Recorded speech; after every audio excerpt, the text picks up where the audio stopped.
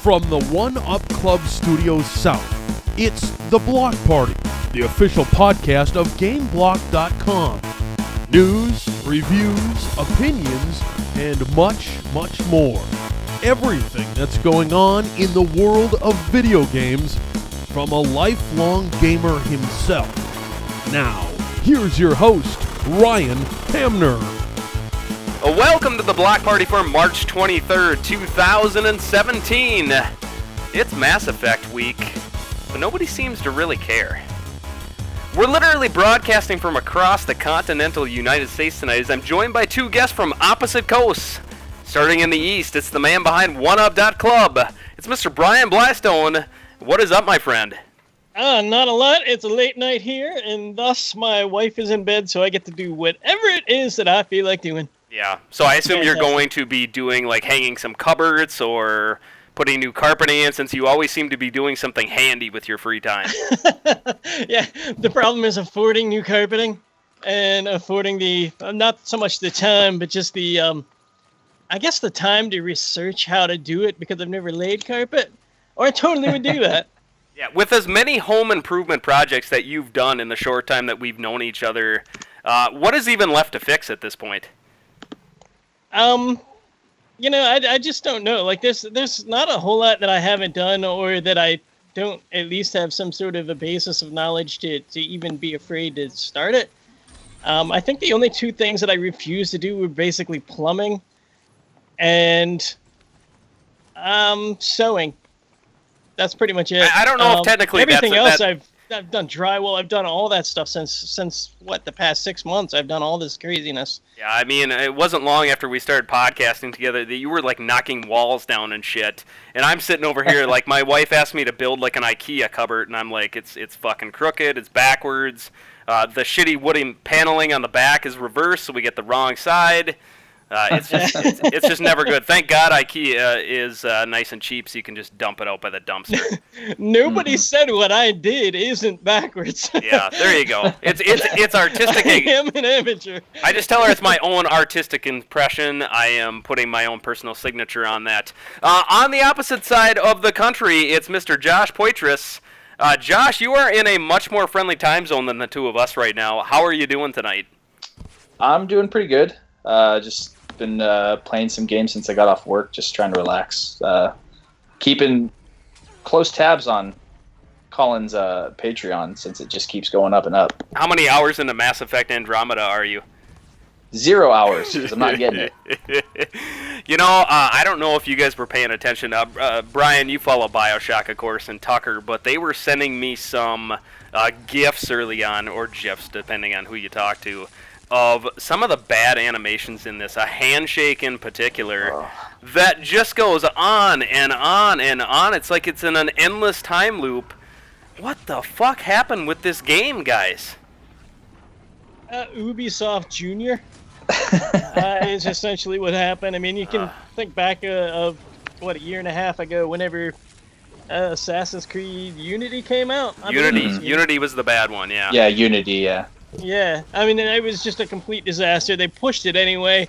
I think it's just another example of when you look at the actual way the industry is built now, and actually they verified it by basically reporting that they were going to strongly support through the use of downloads and updates. That's just the industry, the direction that it took, and basically, if they would have put out a cartridge back in the 90s, and these companies would have just fallen. They never would have sold another copy again. But they basically used the online digital ability to update and patch up as a crutch to meet deadlines, basically false deadlines. They make up their own dates. They tell us what dates they want to do it, and they still end up just messing it up. And it's because they have that crutch, that little safety net, that golden parachute of gaming.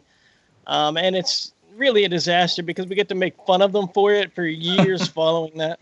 Well, it must be, you got to give them a little bit of a slack here because, you know, they only had, 5 years? 5 years. To complete this game. I mean, it feels like this game has been in development for ever. But when was the last time we saw any fresh footage of it? I've been worried about this game for a long time, and I'm not at all surprised this has been the shit show it's turning out to be. Definitely. I mean, they revealed it, and then it was like, it's out in 4 months, and we still haven't seen anything. And it was kind of shady, because it's just like, there's nothing really about this game that we've seen.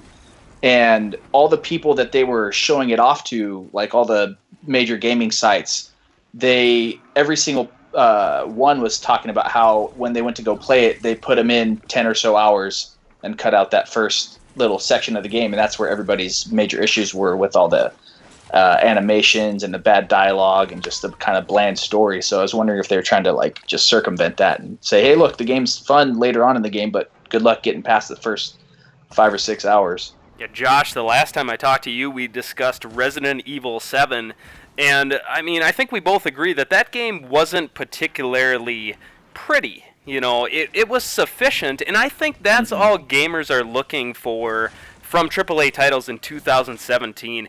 We're at the point with graphical fidelity in these machines that you're not going to see a ton of innovation.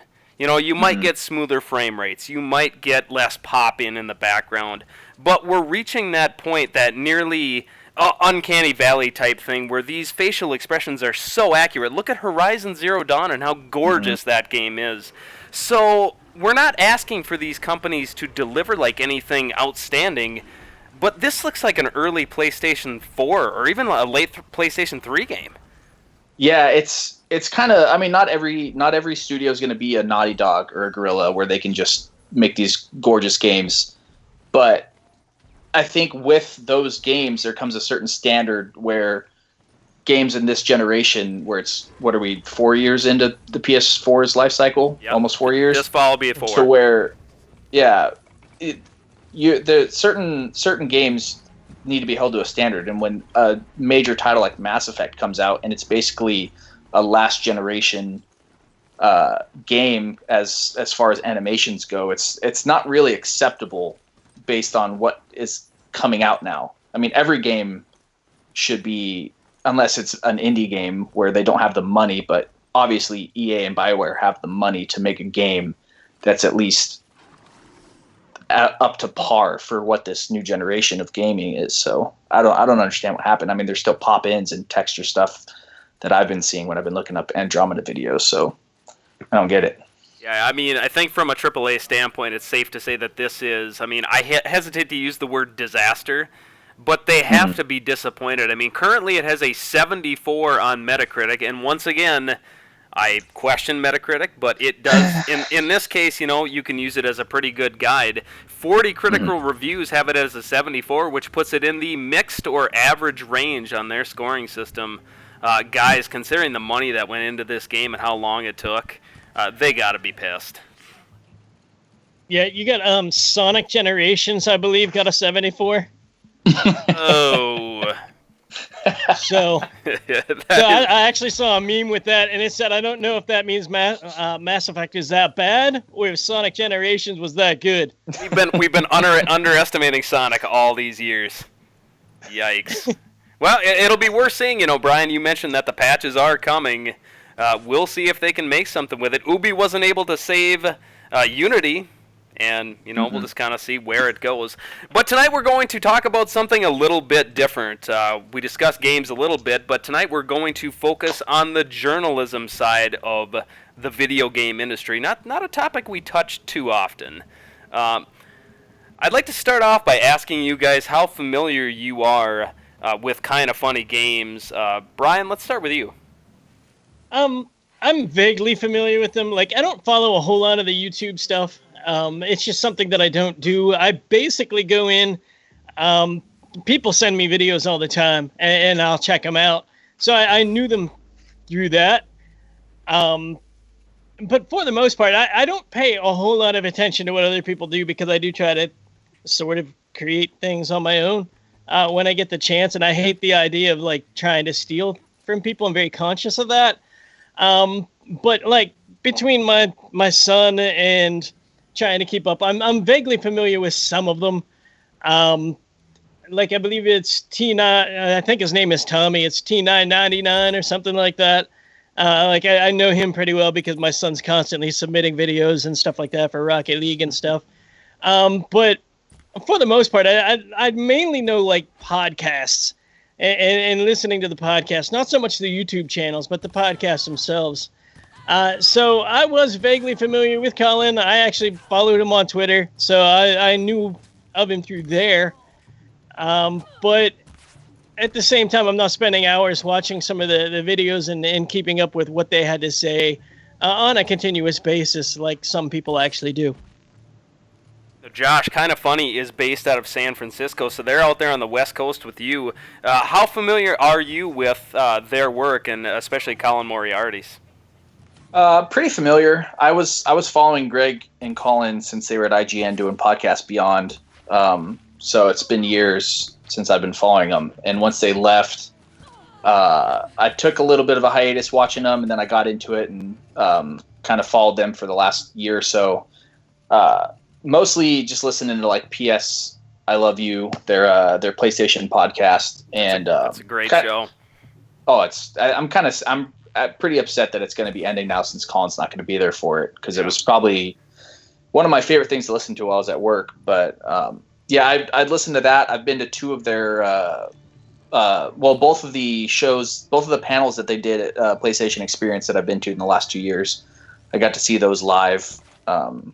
And the chemistry they had was really good. You could tell that they were really good friends, and so it was kind of just a shock that this happened. But I've been following them for quite a long time. Yeah, my experience is very similar to yours, Josh. I remember reading Colin's guides way back before he was an editor at IGN. That's old. Yeah, I've been listening to them for a while, and I listened to Beyond before he became a regular, and really felt like he added a certain dynamic. I don't even want to say it's like a professional. He has just a vibe about him, and he brought so much to the table, and I really feel that's where Beyond took it to the next level. And, they kind of started to lay the foundation, him and Greg Miller, on that show for what would eventually become Kind of Funny. And, for those that don't know the situation, if you're listening to the show, I guarantee you know what the story is here. On March 8th, Colin Moriarty, one of the 4 founding members of Kind of Funny Games, sent out a tweet. March 8th also happened to be International Women's Day, where he said... I'm trying to think of what it was exactly here. A day, peace and quiet, a day without women. Probably not the smartest thing to put out, and probably a tweet that is meant to agitate people. But the vitriol that was thrown his way after that, especially from ex-coworkers, it was kind of uncomfortable to watch. A lot of kind of lecturing, a lot of, hey, I lost respect for you. I know one guy said, is this the person you want to be? Kind of lecturing, a lot of high school principal stuff. If you read through the responses, you almost got the impression, this is a kid that just got caught running in the hallway. He's getting lectured about it. Insensitive tweet, you could argue that it was, I guess. Dad joke, totally. And the internet just went absolutely nuts with it. And a couple of days later, on March 13th, he resigned from Kind of Funny Games, and wow, it just kind of shocked the video game journalism world. And he's still making news up to this day.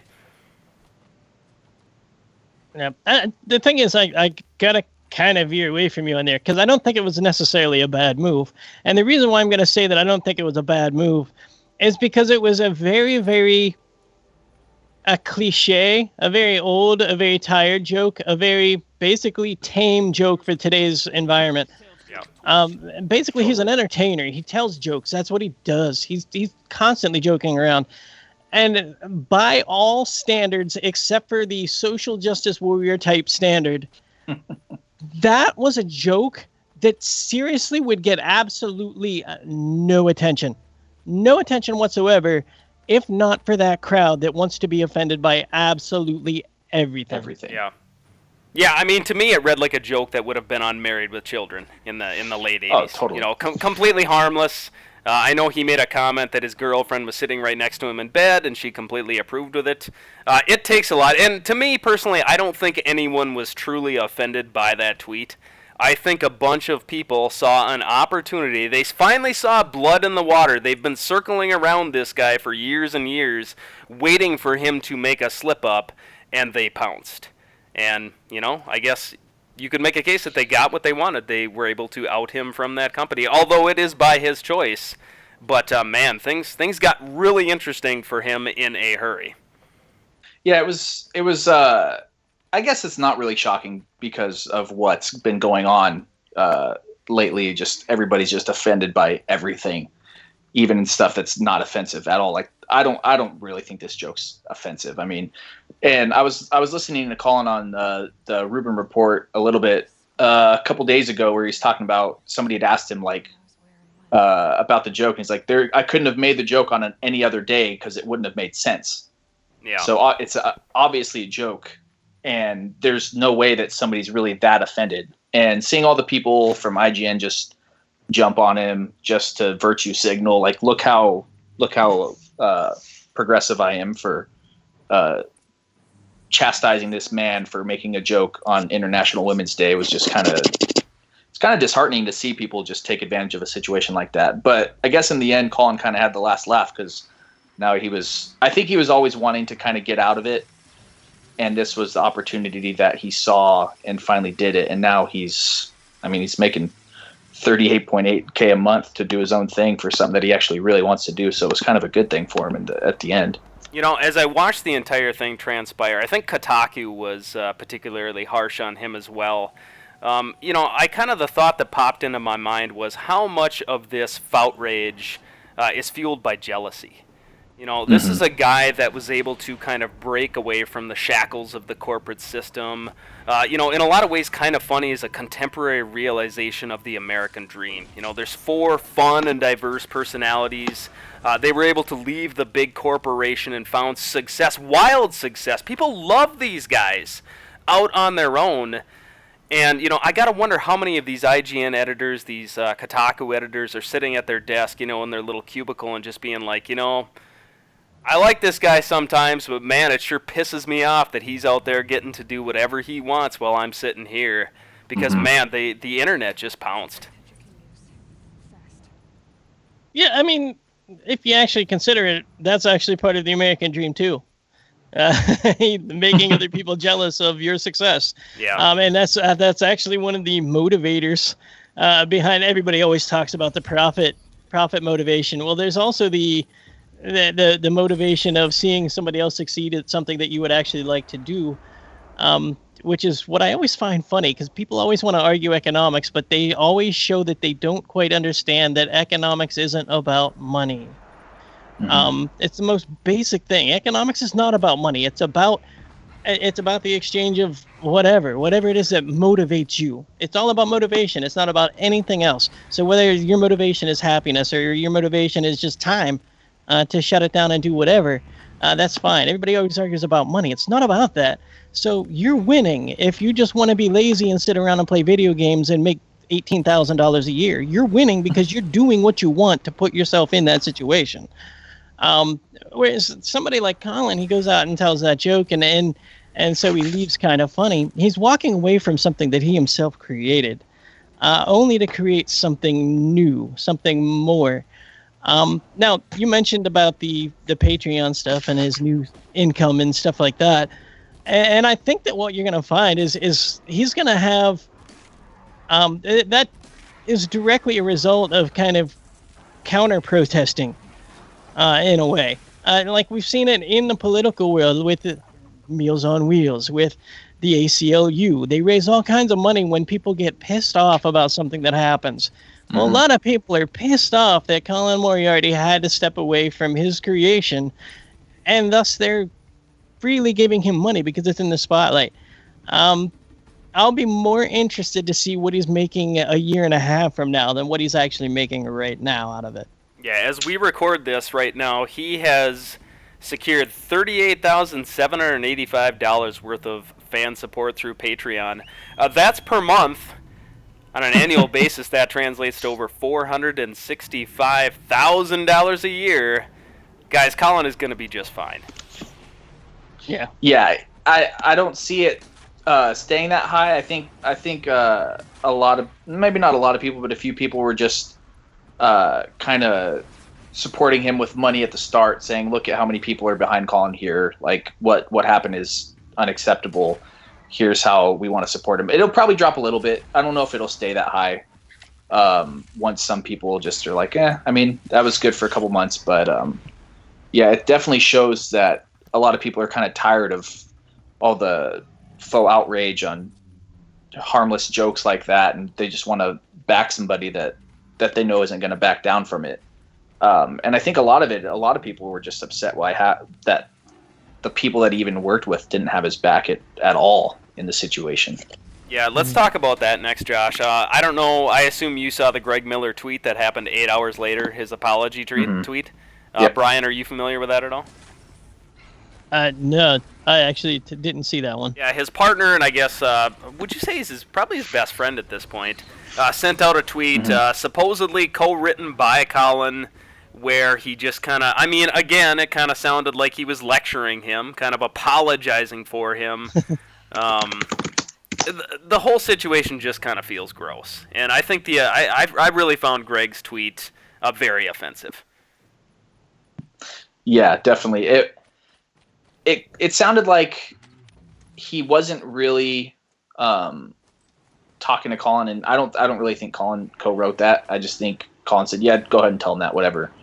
But just the way that he was saying, "This isn't what we're about. We'll do better tomorrow." Just like there wasn't an ounce of him like, "Hey, Colin is controversial sometimes. You know this. You've been fans of his for years. You know how it is. I don't know why all these people are upset." The people who were upset aren't even their fan base. It's just random people on Twitter that get upset over everything. So they had to have known that. But I also can't blame Greg for trying to salvage some kind of damage, because that's just how it is now, and he had to say something. But it still kind of sucks that he wasn't able to do that, but also have Colin's back at the same time. You know, Colin's outspokenness, his controversial stuff, and personally, I never found the guy to be that controversial. This portrayal that he's this right-wing lunatic couldn't be further from the truth. I mean, Josh, you told me the other day that he's very much a centralist, and I completely agree with you on that.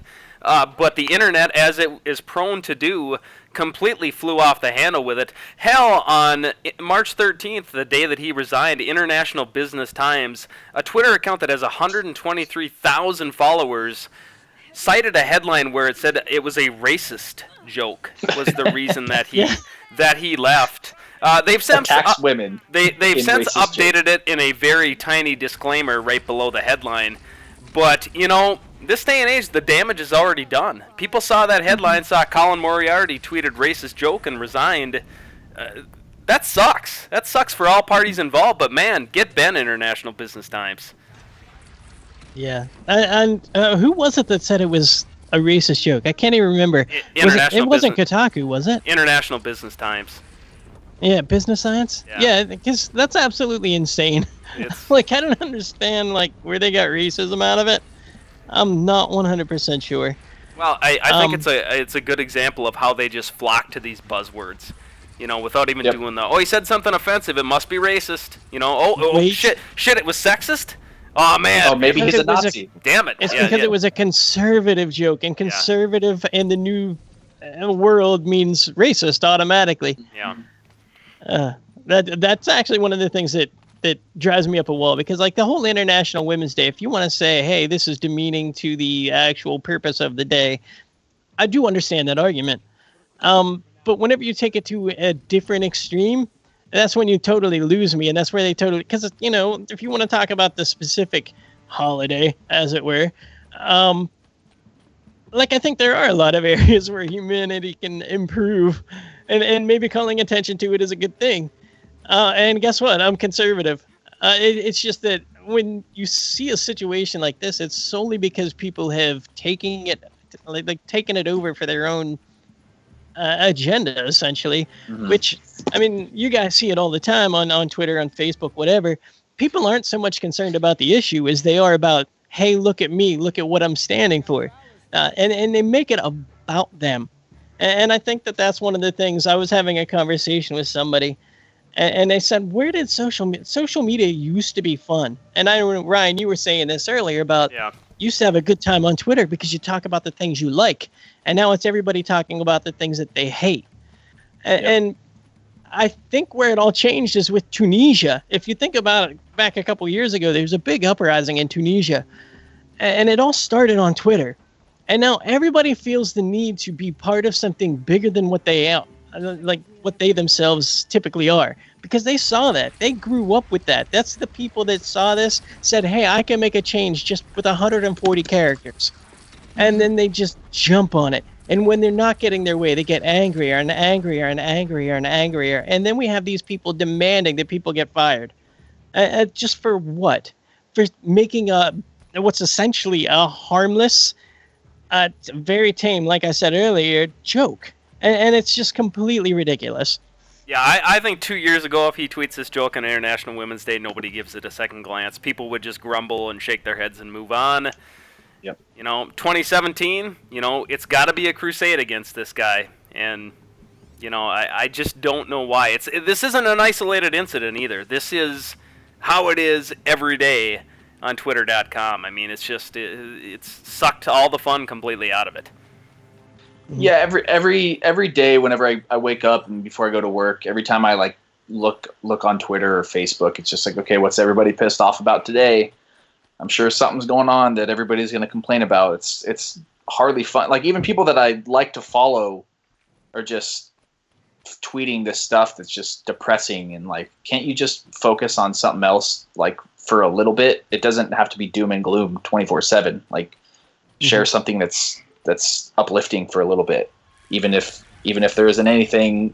Just find something. It's so aggravating to sign on to something like that. Just a couple years ago, it was just like, oh, this is really nice. I can get on here and talk about video games or TV and have conversations with people. But now you're trying to do that, and you might reference a show that has a lesbian character that got killed, and then that show's sexist because they killed a lesbian character. Why didn't the straight character die? It's just like, this stuff doesn't matter. Just, why are we so caught up on stuff like that? That's not really an issue. It's a fictional show, and that kind of stuff is just the norm now, and it's really frustrating to see.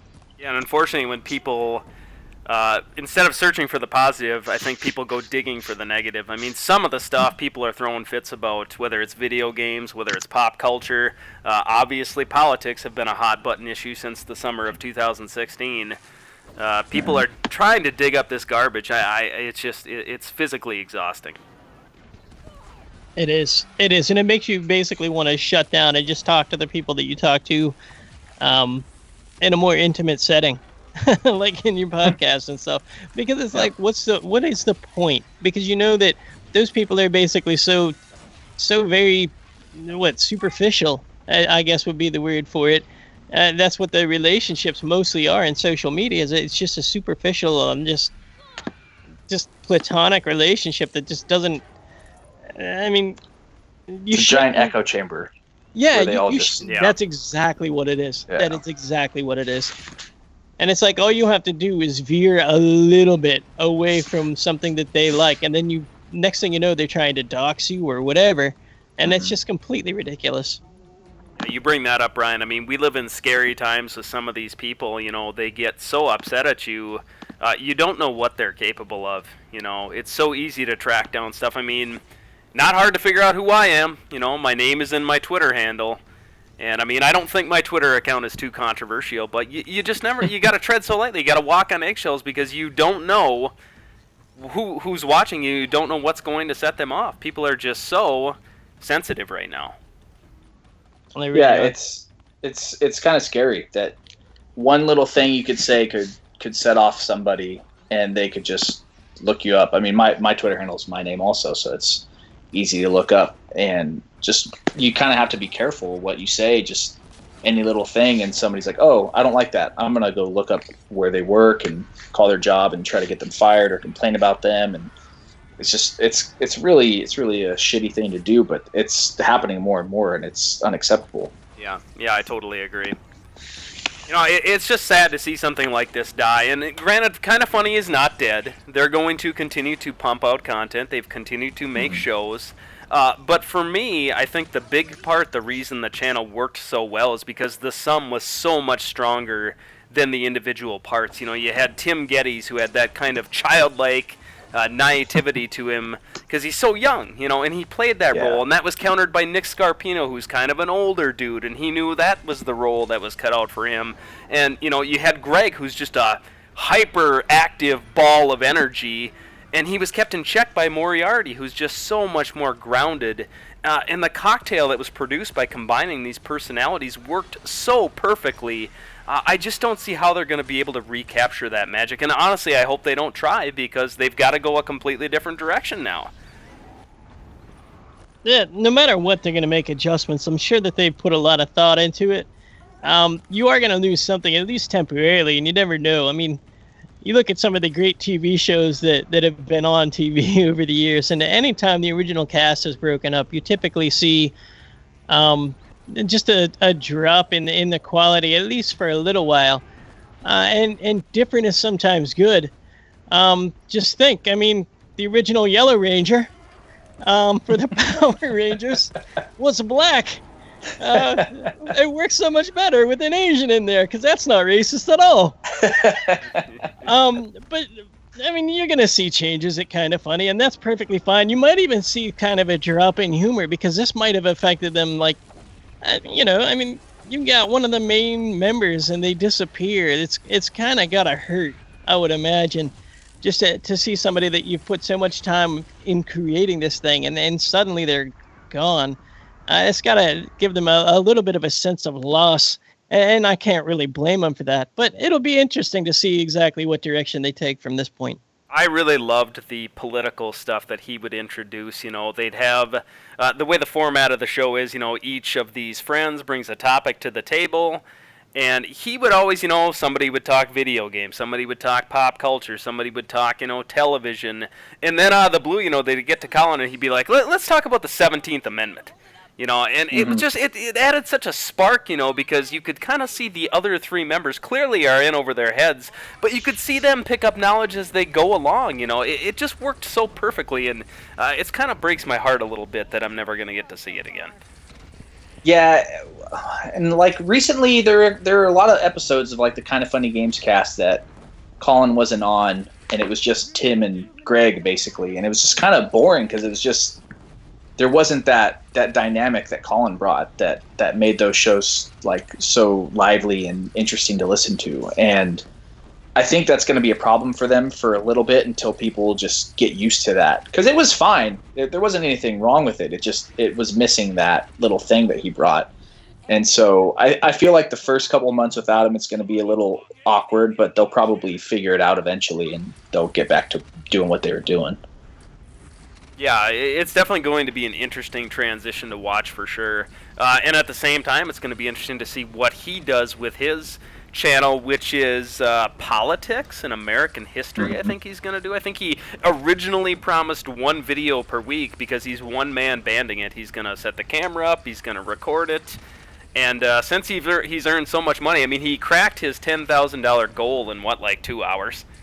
Yeah, and he's up to he's quadrupled that nearly, so he's up to 2 videos. So that's a lot of money people are paying to watch 2 YouTube videos. He's gonna buy himself one hell of a camera to operate with that. Mm-hmm. Yeah, I can't wait, honestly, for his top 25 list of domestic policies from the Des Moines State Legislature. It's gonna be fantastic. Yeah, it's pretty interesting. I'm really interested to see what he's gonna be doing. His first video is going to be out April 3rd, he said, and that's going to be a little bit of a teaser of what's going to come. But every time he brought up politics and stuff on Kinda Funny or PS I Love You, it was really interesting to listen to because he's so knowledgeable. So I think it's going to be a good little route for him to take. Yeah, he's not only a very well-spoken person, but he is very, very intelligent. I consider myself to be pretty knowledgeable with history, but nobody can hold a card to that guy. I mean, he knows everything that happened whenever, and it's just I'm really excited to see what he does with that. So he's already off to a hell of a start. He's been on Glenn Beck. He's been on Dave Rubin a couple of times. I think he's going on with Joe Rogan tomorrow. I mean, these are big names that are taking. This is a big story. Steven Crowder next week as well. That's huge. So yeah, he's going. It's cool that after all this whole debacle of how he was just ostracized by the games journalists and just that whole clique of people that just dogpiled on him, that now this whole other arena's opened up for him. He's being on all these shows that are just huge. I mean, Joe Rogan has like millions of downloads on his podcast. I listen to it every day when I'm at work, and Crowder has a daily show, and every Thursday he has his free one. And it's a whole different revenue stream. Basically, all these people that are going to see him like, wow, this guy's smart. I'm going to listen to this guy from now on. It's just a whole different like set of people that are going to start tuning into what he's doing. Yeah. I kind of get the feeling that what we're seeing out of this, with this big direction change for him, is kind of one of those classic traps that we fall into, where we think we know somebody because of what they do for a living. And so we just kind of make this assumption that that's their passion. And I think what we're seeing here, in a way, I'm sure video games are a passion because you don't hold on to the knowledge unless you actually care. And so he has that. But given history and politics and stuff like that, that might actually be his passion. And the whole video game journalism thing might have just been really his way to get in there, into that type of an atmosphere. I mean, he's got a name. People know it. It made the news, so he gets attention. Glenn Beck, for instance. It's not totally out of the realm of possibilities to see him on like Blaze TV or whatever it is. Just given like his conservative stances and things like that, and he's shown that he can produce, and he can produce entertainment, and that's exactly what television needs. That's one of the main reasons why you have a television, is to be entertained. And if you can present information in an entertaining way, and you're actually passionate about it, it's really going to bring something to the table. So who knows? I mean, the podcast thing, it might end up, especially since half of the radio shows out there now have their own television shows. You get like Mike and Mike in the Morning on ESPN and things like that. I mean, I'm actually kind of thinking about auditioning myself because I've got this cool new mic stand. But I mean, it's just, I think you're going to see him really define himself. And it might be a little bit beyond what we're used to seeing. And it might make some people uncomfortable and other people really, really impressed. Yeah, I think you hit the nail on the head there. He said several times, he's been doing the game stuff for over a decade. The video game journalism career field is notorious for chewing people up and spitting them out. I thought personally, Josh, I don't know if you noticed this, over the last couple of months he's looked rather exhausted. Like he's just kind of not that into it. I know he doesn't like going to E3. He wasn't that excited about PAX, I don't think. It's just got to wear you down. All the traveling, guys like you and me take a look at this and say, oh man, these guys get to go play Metal Gear Solid Survive here, and they get paid to do it, and this and that. God help me if I'm ever forced to go play that game. But we're jealous of that. But think of doing that every single day, and you just get back from San Antonio, and here you go. You got to go to Boston for this, and especially now that these channels are there's so much about the personality angle of it. Like Brian said, it's more about entertaining. I'm sure when Colin started at IGN, it was all about writing articles, but then they did podcasts. Then they started doing the morning show. They started having meet and greets at PAX and stuff. Not everybody's into that, and that's got to be an exhausting thing to do for a decade. Yeah, the recent shows where he was on it, you'd sit there watching it, and Tim and Greg are sitting there talking, and Colin's just sitting there kind of quietly, just listening, waiting until he has to speak. But it didn't seem like he was very interested in certain subjects.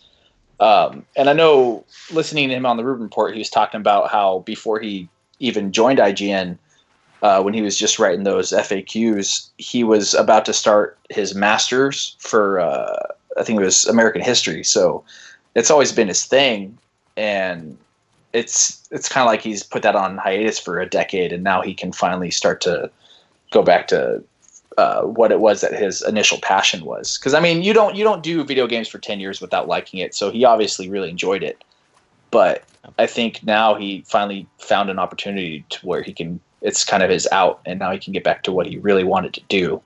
And just by watching his videos, just a couple of Patreon videos where he's talking about it, and being on Ruben Report and listening to him on Glenn Beck and seeing how passionate he is about it, it's definitely something that he really cares about. So it's kind of going to be like a new Colin almost, to where he's so passionate about something that you wouldn't really like, oh wow, he's like so energetic now. The last couple of times I've seen him on Kind of Funny Gamescast, he was just kind of just sitting there, just being his own guy, just not really getting too into it. So it's going to be definitely going to be something super interesting. Yeah, he certainly seemed very enthusiastic in his Patreon video, and very pleased with the support he's got from his fans. Mm-hmm. If you look at the timeline too, like he would have started at IGN when he was 22, 23 years old. He was very young. Yeah. And if you actually think about that, at that age, the dream job is to work around video games. Yeah. And if you can actually get in there and make a living, and I'm sure that he probably met his wife during that time, and was basically making a living, and then got the chance to move on, because frankly, people don't hang out at jobs for 30 years, at least not their first jobs. There's kind of this natural progression, and surely he's been able to. I mean, he just gave himself the means. Everything is a logical progression for him. Like mm-hmm. everything. And in this whole incident, if it was a catalyst for making it happen, for giving him the kick in the pants to move on and do his thing, then good for him. Yeah, and as fast as Colin's Last Stand came together, I have a feeling this idea has been brewing for quite a while. And I mean, I think it's pretty obvious that there's been some tension at Kind of Funny behind the scenes for quite a while with how quickly as it fell apart.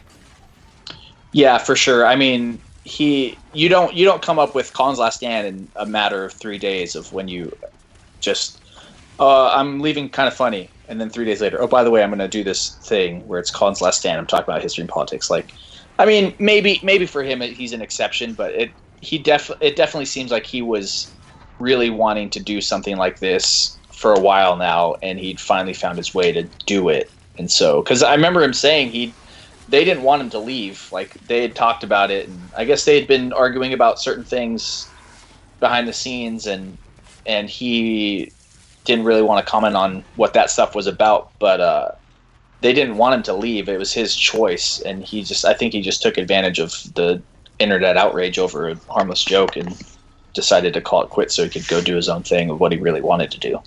It'd be a hard move to make. Oh, leaving all that Patreon money, and yeah. I mean, personally, I'm a history major, and I don't know if I'd leave. Let's see. So they're making basically $10K a month split. Like, you get $10K of that just to play and talk about video games. That's definitely my kind of dream job right there. I'd take it. Mm-hmm. Yeah, it's going to be interesting to see. It's worth watching both things. Best of luck to both teams. I want to see kind of Funny continue on. I want to see them find success. I still enjoy their stuff. As a fan, I hold no resentment towards Greg Miller or Tim Geddes mm-hmm. or Nick Scarpino. Again, I'm not privy to the stuff that happened behind the scenes. Obviously, they are, and they know the whole story. And I'm not picking sides in here. I guess for me, the situation boils down to the only reason I got upset about this was the fact that the internet always needs a monster to hunt down and destroy. And they took an opportunity to attack a guy that made a tweet that was harmless. I know I said earlier that I could see where people would be offended over it, but, I don't agree that was an offensive tweet whatsoever. They took an opportunity to take out a guy that had been a pain in their ass for a while now, that didn't fit into their mold, the stereotype that video game journalism wanted him to be. He was brave enough. He had the courage to go out and be his own person, say what he felt was important, the stuff that he believed was true, and they ran him out of town for that. Yeah, there's no benefit ever to being the black sheep in a situation like that. And I actually live in Youngstown, Ohio. And whenever I was first moving here, there was a representative by the name of Jim Trafficant, who everybody in the country now knows because he was actually convicted of bribery charges and kicked out of the House of Representatives and thrown in jail and things like that. And the thing is, what they busted him for pretty much happens in every district with everybody, except nobody in Congress liked him. And so when you find yourself and you put yourself into a situation, you just don't help yourself. And I think that's exactly, like you said, Ryan, it's exactly what happened here. There was an opportunity, and suddenly he's the odd man out because he is the black sheep. Definitely.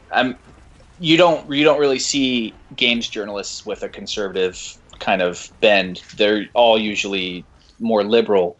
And since he was very outspoken about his stance and he never backed down and never apologized for any of it, they were just kind of just swimming around waiting for that one instance to just attack him. And a harmless joke like this is what it was. And like we were talking about earlier, all those people that he used to work with at IGN just started just dogpiling on him and having their own little conversation threads with each other, talking about how terrible he is. And that probably really pissed me off the most was Justin Davis and Brian Altano just attacking him for no reason. Like there's no justification for that. It's a harmless joke. You know it's a joke, obviously. So all you're doing is just saying, "Hey, everybody, look at me. Look how much virtue I have. Look at me attacking this man who made a joke about women on International Women's Day. Aren't I great?" And it's just really upsetting that's acceptable nowadays. Yep, I totally agree. Well, I don't know. Do either of you have anything else to say on the Colin Moriarty kind of funny situation?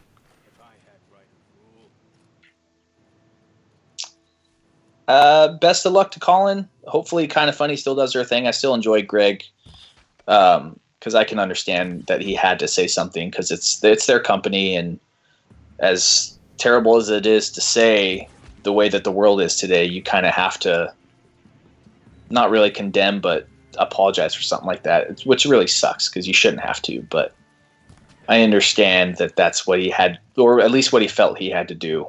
I don't think it was necessary, but I wonder if he'd make that same apology tweet if he could do it over again, given the backlash he got from fans for it. Yeah, that's a good question. Maybe Colin doesn't leave. If Greg and Tim come out and say, no, it was a joke, he has every right to make it.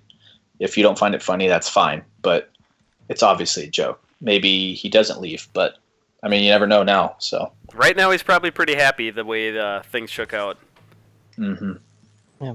I would have actually doubled down on it, and I would have told them that not only was I not sorry for telling the joke, I was actually sorry for not contacting their parents and letting them know that they should be raising somebody who wasn't offended at absolutely everything. Yeah. You know, exactly. That's one thing we didn't mention. I love that Colin didn't delete the tweet. He didn't apologize for it. He just keeps saying over and over again, it was a joke. It was a dumb dad joke. And he's right. I mean, there's no reason. I mean, he didn't.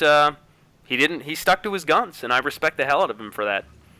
Yeah, that was awesome. Screenshots and everything. Is there even a point to deleting tweets anymore? Everybody's somebody's got a screen cap. No, and I feel like if you delete it, it makes you even more of a monster because, like, oh look, he's trying to hide what he actually did. Yeah, you're acknowledging that it was something that you shouldn't have posted, and it's a cowardly act, and then they've got you. And I mean, like Brian just said, everybody's screen capping everything these days.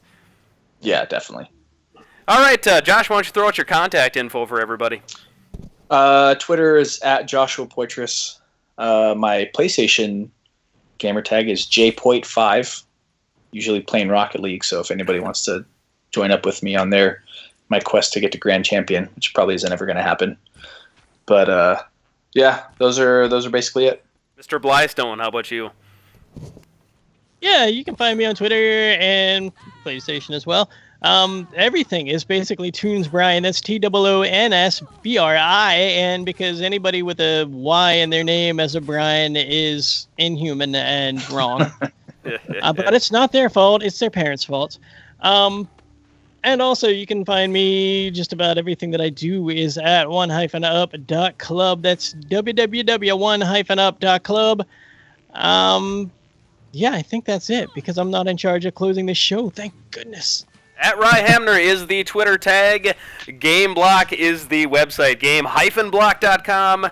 Don't forget that hyphen. Horizon Zero Dawn review went up earlier this week, and there's some big news coming on the site. I am beginning to work on GameBlock 2.0. Very excited about the direction that we're going to take the site, so be sure to check that out. Hit me up on Twitter if you want to discuss all things video games, including the Colin Moriarty situation. It's nearly 2 weeks old, and I'm still fascinated by it. The story continues to take new twists and turns, so we'll definitely keep an eye on that. Thanks a lot for listening, everybody, and we will talk to you soon.